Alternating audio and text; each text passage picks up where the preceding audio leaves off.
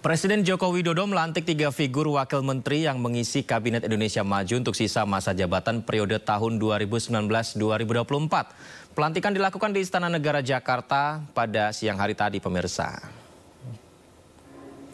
Ketiga figur yang dilantik yakni Sudaryono sebagai Wakil Menteri Pertanian, Thomas Jiwandono sebagai Wakil Menteri Kementerian Keuangan, dan Yulio Tanjung sebagai Wakil Menteri Investasi. Pelantikan ketiganya berdasarkan keputusan Presiden Republik Indonesia nomor 45 tahun 2024 tentang pemberhentian dan pengangkatan Wakil Menteri Negara Kabinet Indonesia Maju periode tahun 2019-2024. Hadir dalam pelantikan tersebut Wakil Presiden Ma'ruf Amin, Menteri Sekretaris Negara Pratikno, Sekretaris Kabinet Pramono Anung, Menteri Pertahanan Prabowo Subianto, Wakil Ketua MPR Ahmad Muzani, Menko Perekonomian Erlangga Hartarto, Menteri Keuangan Sri Mulyani, dan Menteri Pertanian Andi Amran Sulaiman.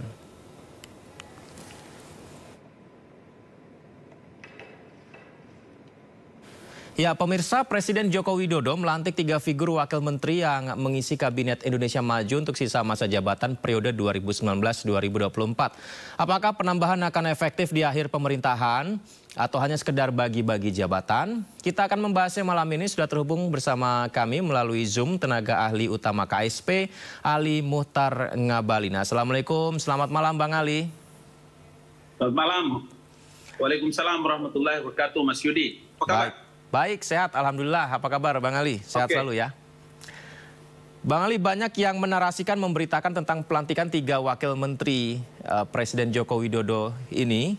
Ini adalah sebuah transisi menuju ke pemerintahan baru. Ini transisi atau keberlanjutan sih Bang Ali Muhtar Ngabalin? Ya, kalau transisi itu artinya tidak connect antara presiden terpilih dengan presiden yang sedang memimpin Republik hari ini.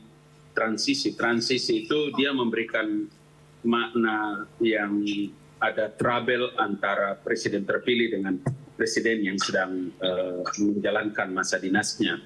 Maka itu kami tidak menggunakan istilah transisi, tapi memang ini ada satu alih kekuasaan, ya, pemerintahan kepemimpinan nasional dari Presiden Joko Widodo kepada Jenderal Prabowo dan Gibran Rakabuming Raka. Itu maknanya. Baik, kalau begitu untuk keberlanjutan Presiden terpilih Pak Prabowo dan Gibran, artinya apakah investasi, pertanian, dan juga keuangan ini menjadi jantung pemerintahan di era berikutnya nih? Ya, ini 3 kementerian lembaga yang seringkali ya dibicarakan menjadi perhatian dari Presiden Joko Widodo. Kalau ekonomi, keuangan itu menjadi konsen paling penting bagi Presiden di masa akhir dinasnya. Begitu juga dengan persoalan investasi dan pertanian. Kita tahu dalam hal investasi 2 hal yang menjadi perhatian penting. Hari ini orang sedang membicarakan tentang IKN, dan yang kedua itu adalah bagaimana bisa mempertahankan apa yang telah dan terus akan dilakukan oleh Menteri Bahlil Lahadalia, baik di BKPM maupun investasi. Dan kalau pertanian, kita tahu bahwa dalam urusan pertanian menyangkut perut rakyat. Baik. Menyangkut perut rakyat. Karena itu juga ya, bagaimana? Maaf dipotong. Kalau boleh mewakilkan netizen bertanya, kenapa mengangkat wakil menterinya ketika jabatan Presiden Jokowi ini tinggal beberapa bulan aja nih? Apakah efektivitasnya nggak maksimal kalau kayak gitu? Ya pasti maksimal, dan jangan lupa bahwa tentu Presiden sebagai user akan jauh lebih tahu tentang kebutuhan pentingnya mengangkat 3 menteri ini dibanding dengan siapapun. Itu sebabnya kita juga harus mengerti benar, di samping memang tim gugus tugas sinkronisasi yang telah dipersiapkan oleh Presiden terpilih Bapak Jenderal Prabowo, juga ada hal penting yang harus ditahu bahwa kesinambungan pemerintahan itu adalah tema utama dari Jenderal Prabowo dan Gibran Rakabuming Raka tentang melanjutkan kepemimpinan Presiden Joko Widodo. Jadi ada sustainable program, itu kalimatnya ingat baik-baik. Ada sustainable program, ada program berkelanjutan yang harus terjadi sehingga 3 bulan atau sisa waktu ini menjadi waktu yang sangat penting untuk bisa kesinambungan dari program-program penting yang ditetapkan oleh Presiden Joko Widodo dalam pengalihan kekuasaan kepemimpinan nasional kepada Jenderal Prabowo Subianto dan Gibran Rakabuming Raka. Baik, Bang Ali, ini kita juga sudah terhubung dengan Bang Adi Prayitno nih. Bang Adi Pray, suara saya terdengar? Profesor Adi Prayitno. Ya. Sehat Bang Adi Pray? Ya. Baik, Bang Adi, ini kalau kita tadi menyimak apa yang disampaikan Bang Ali Ngabalin adalah ini tidak hanya transisi, tapi juga sustainable program. Program keberlanjutan untuk menguatkan, melanjutkan agar pemerintah berikutnya lebih baik. Bagaimana tanggapannya? Ya, saya kira dalam konteks itu tak ada bantahan apapun bahwa pengangkatan sejumlah wakil menteri yang baru ini sebenarnya sebagai upaya untuk mempermudah proses peralihan kekuasaan politik, untuk mempermudah masa transisi politik dari Jokowi ke Prabowo Subianto, tentu dengan 3 stressing sekaligus, yaitu di bidang pertanian, di bidang ekonomi, dan kemudian juga di bidang investasi. 3 bidang yang saya kira selalu menjadi denyut dan ruh, di mana memang ini akan diandalkan sepertinya ke depan sebagai upaya untuk melakukan perubahan secara signifikan, terutama di bidang ekonomi. Kalau terkait dengan wamen yang diangkat ya, sebenarnya kita sejak lama mendengar nama Sudaryono, mendengar nama siapa namanya Yuliot Tanjung, Thomas Jiwandono, Thomas Jiwandono gitu ya, ataupun Pak Tanjung, itu kan sebenarnya sejak lama dikaitkan dengan soal kemungkinan bergabung dengan kabinet Prabowo dan Gibran, entah sebagai menteri ataupun sebagai wakil menteri. Nah, yang kemudian mengagetkan itu karena memang ketiga orang ini kemudian justru bergabung di mana Jokowi masih menjabat sebagai presiden. Artinya apa? Tanpa nunggu Pak Jokowi berakhir masa jabatan politiknya, publik juga menduga bahwa ketiga orang ini memang sangat mungkin akan menjadi bagian penting dalam postur kabinet Prabowo dan Gibran yang akan datang. Kalau kita mencoba untuk men-tracking satu persatu ya, misalnya Pak Jiwandono misalnya, Pak Thomas Jiwandono maksud saya, beliau kan adalah ahli di bidang ekonomi, di bidang market yang saya kira akan melihat bagaimana postur APBN dan kebijakan-kebijakan yang terkait dengan keuangan negara akan ditilik dan didiskusikan secara komprehensif, sehingga nanti kalau tanggal 20 Oktober Prabowo dan Gibran ini sudah dilantik akan cepat lantas, terutama untuk mengalokasikan sumber dana anggaran negara kita itu pada proyek strategis seperti makan gizi gratis, makan susu gratis, dan seterusnya dan seterusnya. Pak Sudaryono kita tahu dikenal sebagai orang yang memiliki latar belakang petani, bahkan disebut sebagai anak petani dari gerobokan kan. Dan beliau juga adalah pengurus HKTI saat ini yang saya kira secara historis, secara portofolio politik cukup mumpuni untuk membidangi hal-hal yang terkait dengan ketahanan pangan, terkait dengan swasembada pangan dan seterusnya.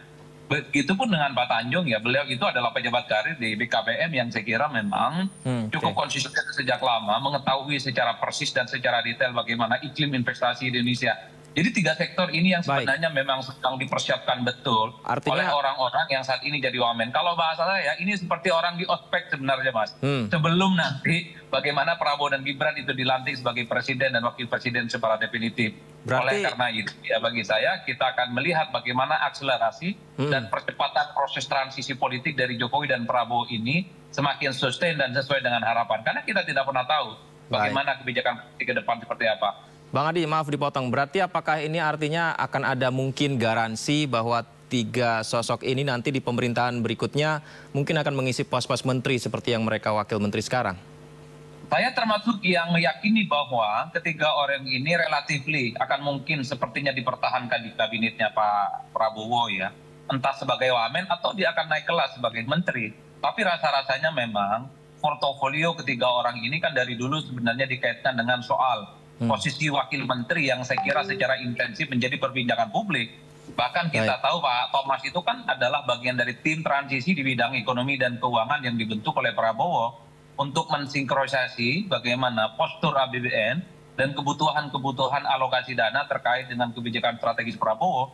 Jadi sebenarnya bagi saya tidak mengherankan kalau at the end of the day-nya Pak Thomas ini dianggap sebagai wamen. Ini kan untuk melakukan penetrasi, mencari kedalaman bagaimana kesiapan postur anggaran kita itu menghadapi begitu banyak program-program strategis yang akan direalisasikan. Begitupun dengan konektivitas program ketahanan pangan, food estate yang saya kira ini tentu kita harapkan ke depan supaya kita tak lagi ketergantungan impor terkait dengan beras misalnya dengan negara-negara lain seperti Vietnam ataupun Thailand. Ini yang saya kira memang akan menjadi trigger, akan dipercepat menjadi andalan di mana Prabowo nantinya akan menakodai pemerintahan 5 tahun yang akan datang.